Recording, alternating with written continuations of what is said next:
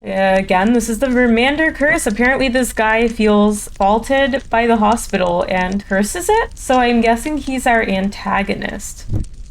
Oh, hello there. Looking nice. Hannah says, "You wanted to see me, Mr. Vermander, sir?" What voice should I give him? Oh. Oh.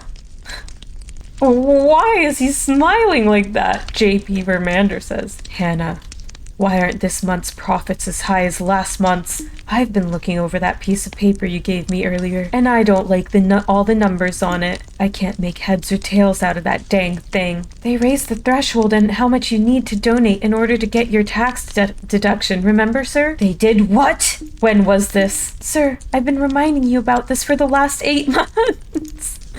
But it's actually fine, though. You still end up saving way more money than if you didn't get the deduction, so with the good Lord as my witness, I am being swindled. I will not stand for this. No one gets over on JP Vermander, no sir. Not now and not ever." "But sir, now then, where have I been donating all my hard-earned money to again?" "The hospital, sir." "Hospital? Which one?" "There's only one in town, sir." The only hospital in this god-forsaken backwater town?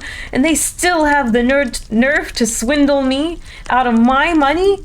Well, I know exactly how to handle a situation like this. Prepare the ritual, Hannah, and go fetch me my robes. This guy is dramatic. The ritual? But Mr. Vermander, sir, please, this is entirely uncalled for. The people in that hospital have done nothing to you, sir. Besides, the difference in profits between this month and last month is only about 1% less, sir." "That's nice and all, Hannah, but I don't remember asking. Now go. We don't have time to waste. Notify me immediately when everything is ready." "Okay, sir." "Hannah, you better grow a backbone. Cheesy ass, smiling ass, Vermander, sir ass." I don't like him. Oh, what the? Fuck is that? Oh, Nurse Morton. Hello? Hello? Anyone home? I hear ya. Give a gal a minute. Whoa. She's amazing. Dr. Ida. Yeah.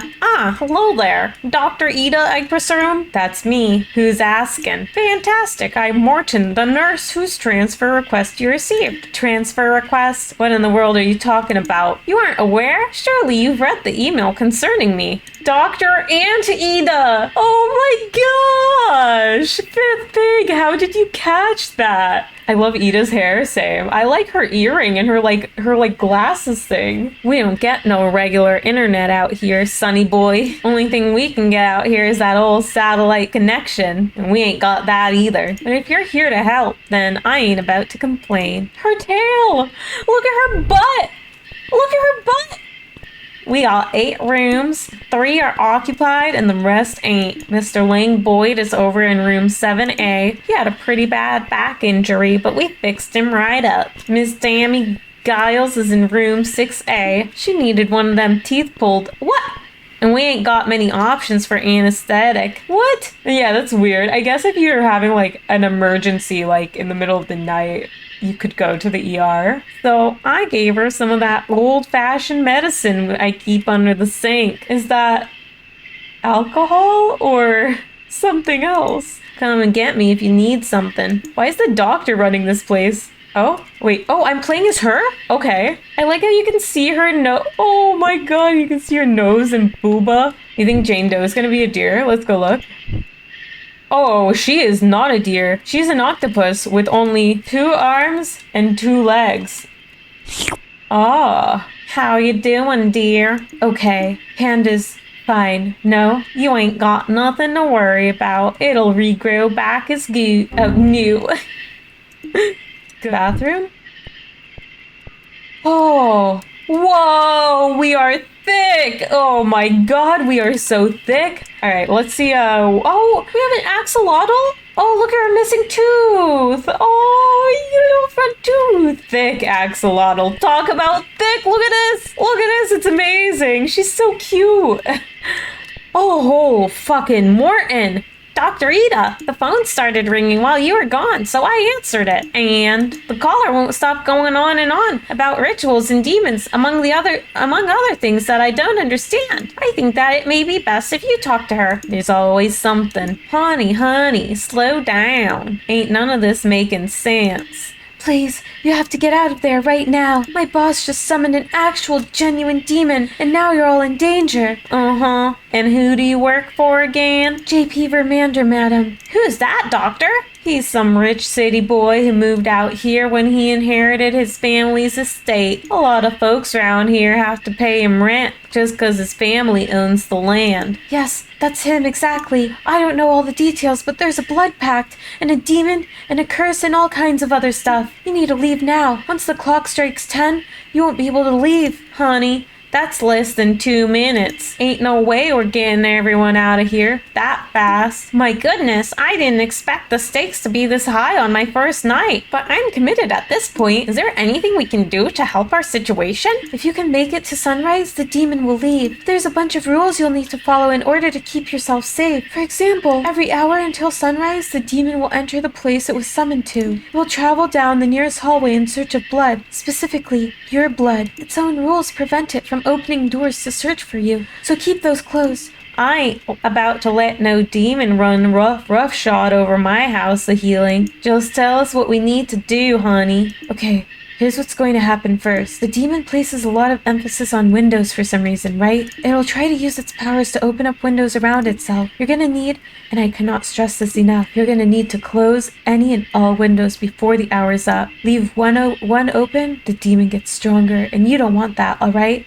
If you finish with everything you need to do before the hour is up, try staring at a clock. I'm sure it will help pass the extra time faster. I'll stay on the line just in case you need me to repeat something. Good luck, and please be careful. Wait, does everyone need to be with me? Do I just shut all the doors? Windows seem shut. I can't really interact with them. You two all right in here? Yeah, we're fine. Well, holler if y'all need something now. Are you not gonna inform the patients that, like, a demon is coming? All right, so we just need to shut all the doors then? I mean, they're talking about, like, windows and I don't know what. Oh, I guess we'll just find out. Oh, that was open. Okay. What time is it? Oh, it's almost 10 o'clock. I barely made it in time. Or 11. Oh my gosh, I barely made it. All the windows had been closed, and then it arrived.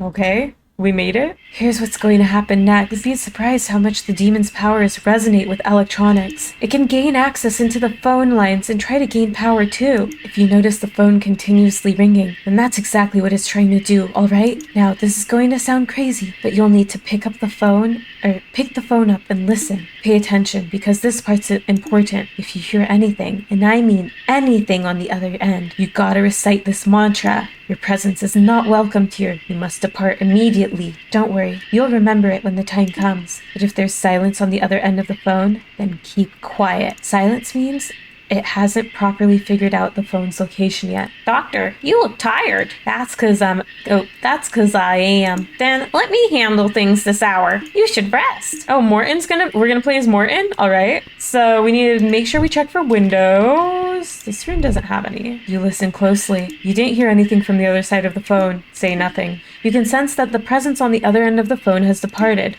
Wait! Where did she go? Where did our axolotl go? What are you doing in here? Hey, why is it so dark in here? I'm actually not sure, ma'am, but strange things are happening tonight, and I need you to get back to your room, please. Hee my bad. I'll go back now. Hi. Alright, she's drunk. Alright, I think we've done everything, so now we just wait. I hope he doesn't actively open windows. The time was 12 a.m. All the windows had been closed. All the phones had been answered correctly, and then it arrived. I closed all the doors, right? I like how he just, like, stares intently, like, an inch from the wall.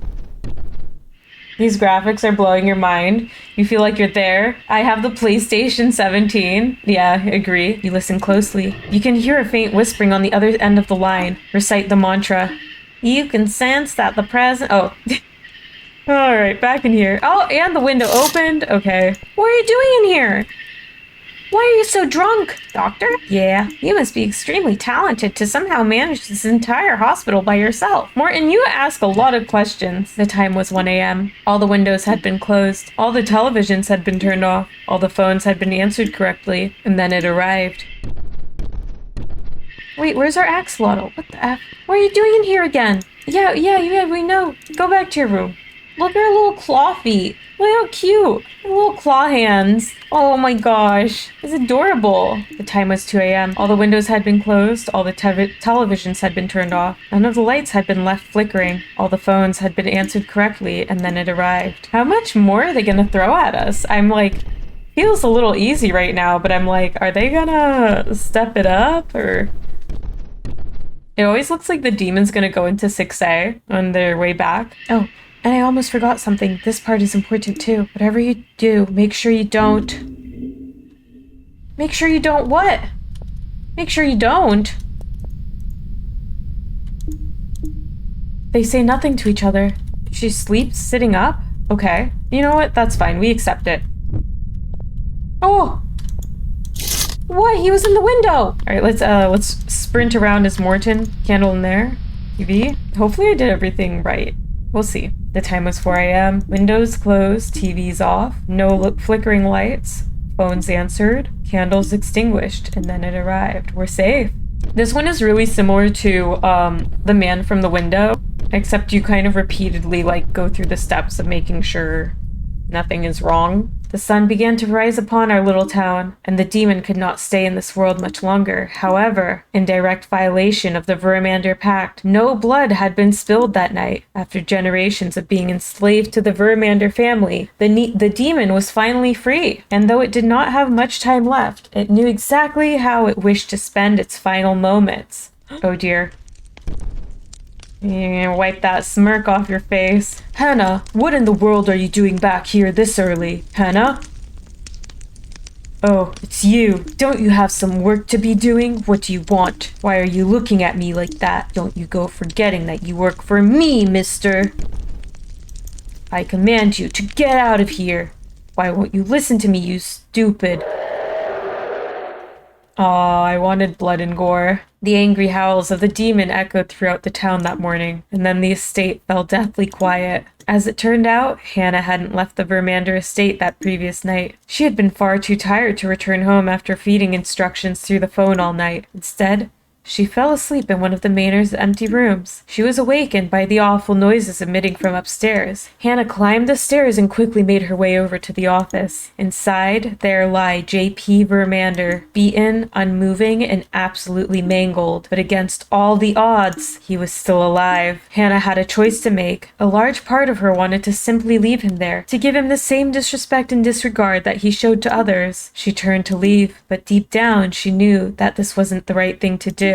As bad as he was, she would not stoop to his level, so instead she called for help. Oh, in the hospital? In an ironic turn of events, J.P. Vermander's life was saved at the very same hospital he had tried to rid himself of. Despite their rightful and justified anger at the man, Dr. Ida and Nurse Morton treated him no different than any other patient, and he was soon on the road to a full recovery. During his stay in the hospital, he was given a room near the front. Day after day, he watched the patients as they came and went. He watched as the hospital's only doctor and sole nurse did their best to help every person that arrived. And as he watched, he realized something. Those confusing numbers on that little piece of paper actually meant something. Those numbers represented actual people. People with lives and emotions. People that just wanted to get the help they deserved. It took a near-death experience at the hands of an angry demon and an intensive stay in the hospital. But JP finally felt something that no Vermander had felt for a very long time. Remorse. And he vowed he would do everything in his power to try and make amends. Aww. So sweet. However, due to the pact being broken, most of the wealth and power it granted was soon lost to a crippling debt. With no other options, JP sold off his estate and assets to pay his dues, and the last remaining bit of his fortune was donated to the hospital. As a sign of goodwill, Dr. Ida let him stay in one of their vacant rooms until he could get back on his feet. He is currently working as a food delivery driver to make ends meet, as he wasn't qualified for anything else. Though he does miss his money and his old lifestyle, in the end, he's just thankful to still be alive. The most unrealistic ending a horror game has ever had. Agreed. Morton settled into his new job as nurse just fine. Despite the rough first night, He grew to love the strange new town and its people. In the end, he knew that the decision to move here was the best one for both him and his daughter. Ida is still the best and only doctor in town. She plans to use the donation money to renovate the hospital so that they can provide the best care possible for years and years ahead. And now that they had an actual budget, she decided to hire on an accountant. Hannah happily accepted the position as her old job was no longer available. She's glad to finally have a boss that appreciates her hard work, and though it took a while, she did eventually forgive Vermander for all his misdeeds. The hospital had a bright future ahead of it, and everyone was on good terms. And that's all that mattered. That's such a happy ending. And that's it. The Vermander Curse was maybe not a curse at all, but a blessing in disguise. All right, that was good. I liked it. Very, very man in the windowy.